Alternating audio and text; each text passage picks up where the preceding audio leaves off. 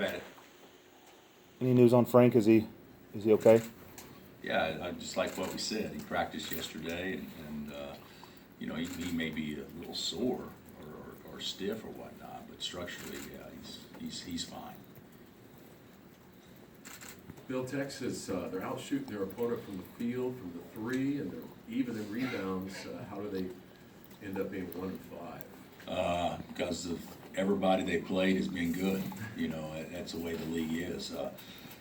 They're much better than their record, obviously, and you know, they won possession game against West Virginia, and they've had obviously a one possession game against TCU, and a one possession game at K-State. So there's 3 games that in the last 30 seconds, if it's different, they're 4-2 instead of 1-5.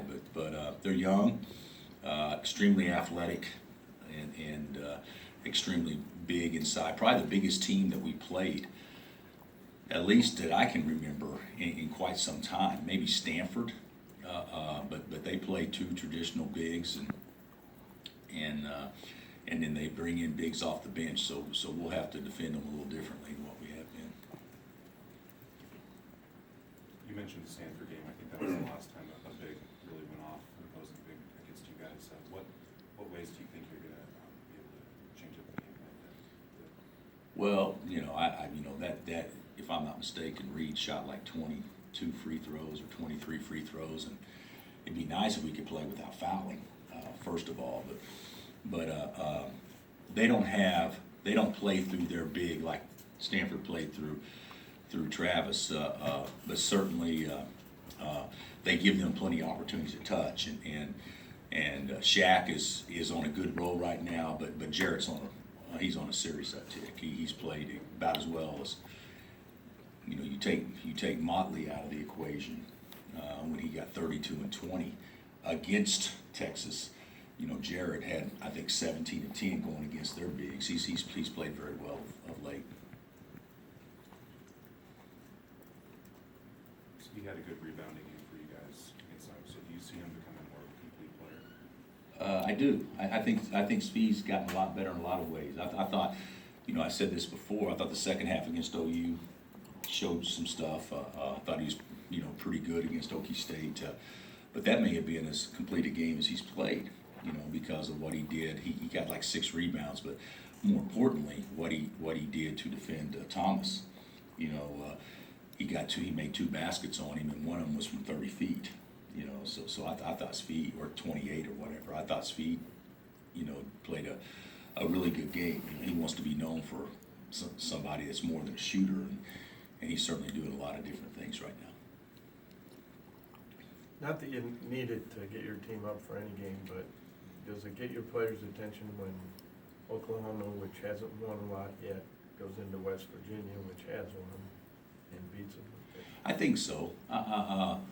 I don't know if we needed that to happen to get them up, but you know, when we put together our tape of Texas and show our players, they'll see their capabilities. And last year, you know, Texas came in here. I don't know if you guys remember, but it was a tight game with 5 or 6 minutes left, and we just kind of pulled away at the very end.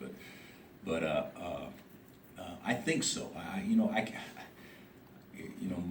my guys are hard to figure out, at least in my mind. But you know, the fact that you know, Josh, you know, coming out in the same class with Jared and with Andrew and things like that. I think the word's going to spread about how talented their young players are, and certainly, you know, whether it be, I don't know what the situation is with Mac, but whether it be you know, Roach or whoever from last year, our guys know how athletic Davis. They know how athletic and dangerous they are. You said a while ago that you'd hoped Frank and Devontae may be kind of the leaders of turning this defensive thing around. How have you assessed their play, and have they done that? Turn around. I think the boat is pointed in a correct direction now, but I don't know if I can say I would say turn around. I think we're guarding a little bit better than we have, and so much of guarding is finishing the possession, and we're rebounding it a little bit better. But the teams that we played against were smaller teams. Now we're going to go against Texas. It's big, and whether or not we can do that playing small, I don't know. remains to be seen. But I think that, you know, Frank is not, he's not the greatest team defender, but he's a really good one-on-one defender. And Devontae, I would say, is probably a better team defender. So collectively, I do think that they're doing better. But you know, I don't think we've reached our potential on that end by any stretch.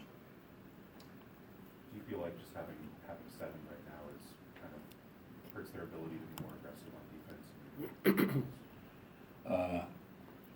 I actually do. But I think more so than that, I would say the ability to pressure when you know you're going to play 35 is probably not as good as what it would be if you were playing 28. So in subbing more. So I do think the minutes has taken away some of the pressure. I actually do feel that way.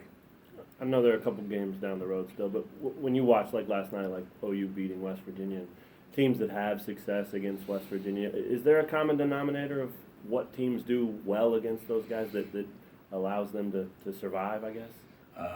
You know, I watched the game last night, and I thought OU did a tremendous job of not turning the ball over, but more importantly, you know, you're going to turn it over against West Virginia. We talk about that.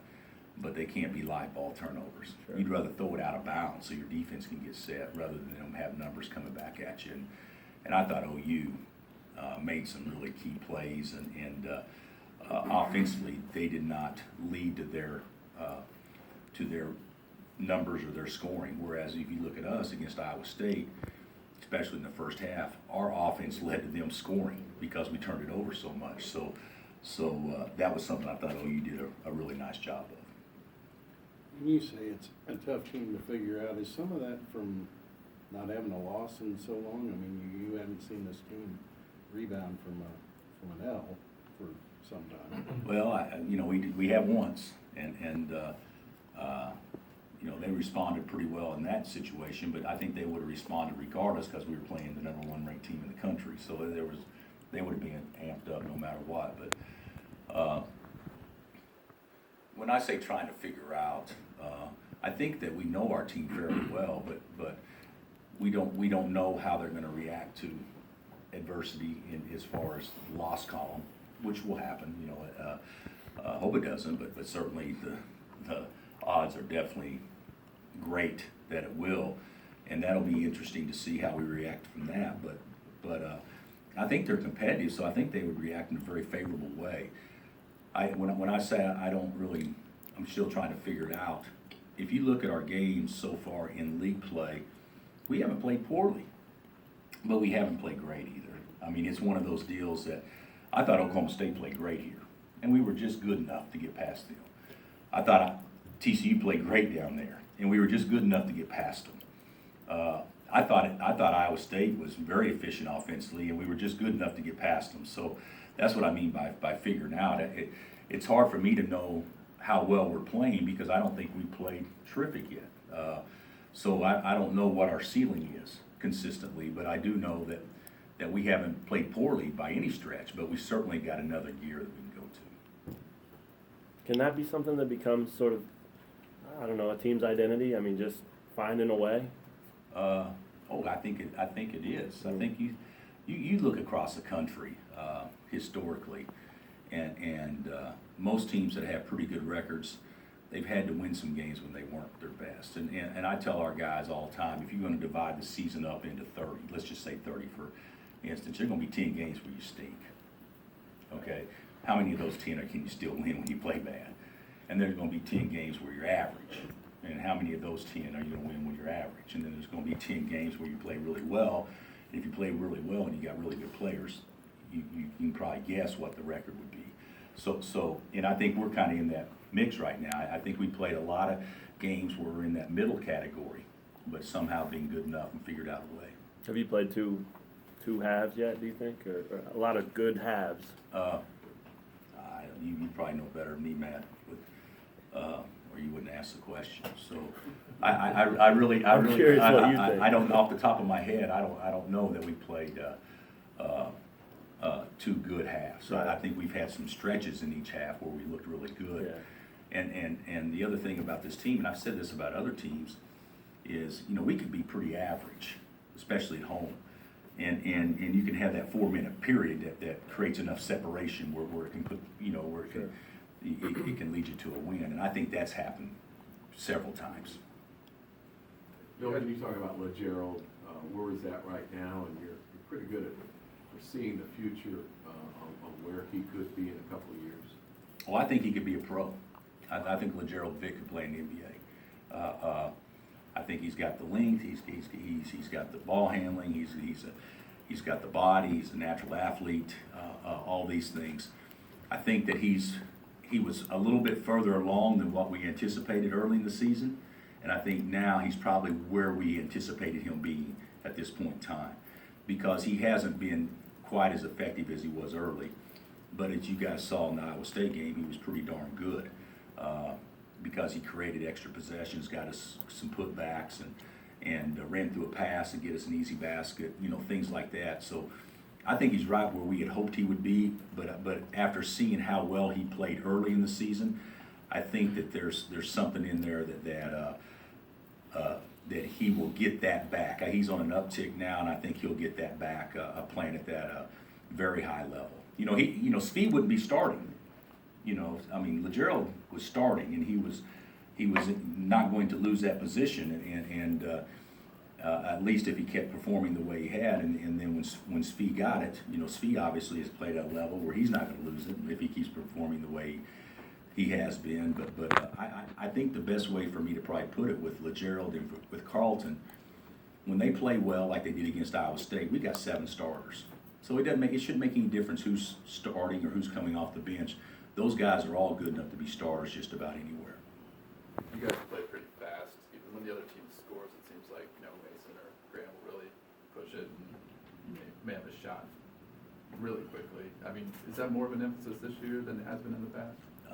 I think playing faster is definitely more of an emphasis. Yeah, no question. I think I'm giving my guys a little bit more freedom to shoot it early, which I think sometimes is good and sometimes it's not good. But the good thing is they're playing with a freer mind. You know, if we had Joel, those would be bad shots. If you don't have Joel, those are maybe okay shots. So I think our personnels dictate a little bit that we're trying to score earlier. Coach, do you almost think it's better that you guys are playing as the number 2 team in the country rather than if you would have taken that number 1 spot? Probably. I don't know. I would say that I think our team is a team that is respected nationally, but I don't think that we're thought of as highly as some other teams. I think some people rank us high because our record's good. Whereas if you look at us, we haven't done anything to really knock anyone's socks off since the Duke game, because we haven't had a chance to really do some things since the Duke game. Because of you know, the schedule, we play good teams, but we haven't had a chance to play a top 5 team again or a top 10 team again. And whereas Villanova goes and plays at Butler, or Villanova blows out Xavier, you know, those type of things. And so if I was the voter, I'm not disappointed at all where we are. I certainly understand it, but I do think that we'll have an opportunity here in the next 2 to 3 weeks to show whether or not we deserve to be there. What do you think about the last game's style of play? You only had 5 free throws, but you had 2 till the last minute, I think. Yeah. What did the film show on that? And do you like basketball when there's so few free throws, more than? Well, I depends on the game, but you know, they only shot 10, so and we only shot 2 because 3 of them were, you know, fouls because of the score and time late. But I think it's more fun to play and coach in a game where there's less stoppages than the game before where we shot 45. But if we're going to shoot 45 free throws and the other team shoots, you know, a low number, you know, you would definitely like your chances. You wouldn't like it reversed at all. But I think the way that Iowa State and us played the other night, I actually thought the game was very well called. I didn't see a lot of things going on that warranted whistles.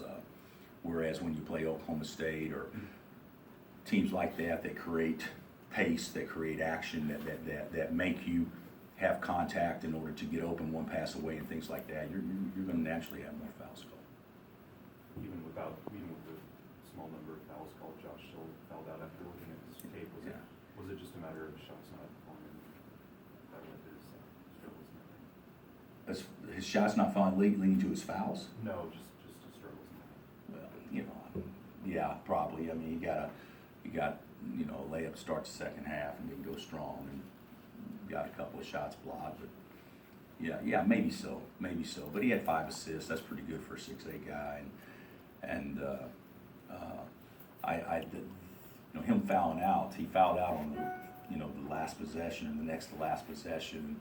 He wasn't in foul trouble the entire night. I think he got 2 in the first half. I think, but we played him. But I do think the 2 in the first 5 minutes or 6 minutes, whatever it was, I do think that affects him mentally in the rest of the first half.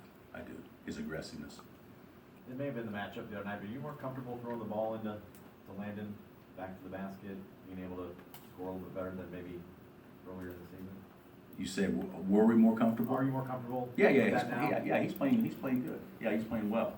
And, you know, they switch ball screens a lot, so naturally if he rolls the basket, he could get caught with a guard on him and stuff like that. And we did a better job of getting the ball inside, period, against Iowa State. It may not be the same way against Texas, I don't know, but certainly, you know, they're small, so they try to front some, and so then if you create an angle and throw over and things like that, you can get an easy basket or two. Can Udoka do anything to stay in shape? Yeah, and he needs to. You know, he got his sutures out, and he's got a regular cast now, and so he's able to do cardio and stuff now. So he's back on the mend as far as working out and things, but he's still going to have the cast on for another 2 months, I believe. Do you think Sam will help practices? Yeah, he will. He helped yesterday. Yeah, he'll be good in practice. That'll definitely help our red team. Okay, guys. Thank